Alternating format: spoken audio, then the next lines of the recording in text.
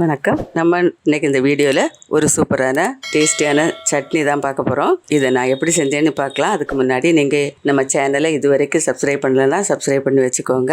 வாங்க வீடியோக்குள்ளே போகலாம். இப்போ இந்த சுவையான சட்னி பண்ணுறதுக்கு ஒரு கைப்பிடி அளவு தேங்காய் எடுத்திருக்கேன், ஒரு கைப்பிடி அளவு பொட்டுக்கடலை, ஒரு கைப்பிடி அளவு வேர்க்கடலை, 3 காஞ்ச மிளகாய் எடுத்திருக்கேன். உங்கள் காரத்துக்கு தகுந்தாப்புல எடுத்துக்கோங்க. ஒரு சின்ன துண்டு புளி, ஒரு சின்ன துண்டு இஞ்சி, தேவையான உப்பு இதெல்லாம் சேர்த்து நல்லா மையாக அரைச்சிக்கலாம். இப்போ மிக்ஸி ஜாரில் சேர்த்துட்டு இதை இப்போ தண்ணி விடாமல் ஃபஸ்ட்டில் நல்லா குறகுறப்பாக அரைச்சிட்டு அப்புறம் தண்ணி சேர்த்து அரைச்சிக்கலாம். கெட்டியாக அரைச்சிக்கணும். கொஞ்சம் கட்டியாக இருந்தால் தான் நல்லாயிருக்கும். இது மாதிரி பொடிச்ச பிறகு தண்ணி சேர்த்துக்கலாம். இனி அரைச்சிட்டு வந்துடலாம். இப்போ பாருங்கள், சூப்பராக அரைச்சி எடுத்துட்டேன். இதையுமே தாளித்து ஊற்றிடலாம். தாளிக்கிறதுக்கு 1 டேபிள் ஸ்பூன் அளவு கடலை எண்ணெய் சேர்த்துருக்கேன். கொஞ்சமாக கடுகு உளுத்தம்பருப்பு சேர்த்துக்கலாம். ஒரு காஞ்ச மிளகாய் கிள்ளி போட்டுடலாம். கொஞ்சம் கருவேப்பிலை. அடுப்பு ஆஃப் பண்ணிடலாம். இப்போ இந்த சட்னியில் சேர்த்துடலாம்.